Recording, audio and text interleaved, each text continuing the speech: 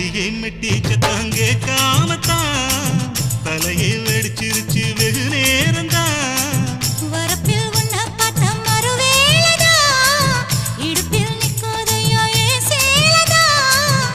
காலையிலும் காட்சி உண்டு சாத்தி கடி கதவத்தான் கட்டிலுக்கு கால் வலிச்ச கட்டாந்தர படுக்கதா.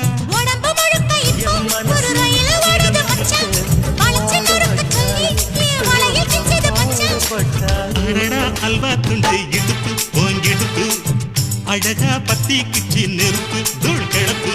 சலக்கு சலக்கு சரிக சேல சலக்கு சலக்கு. வெலக்கு வெலக்கு வெக்கம் வந்தா வெலக்கு வெலக்கு. சாரி. இல்ல இது தப்புதான். சரி பரவாயில்ல. It's okay.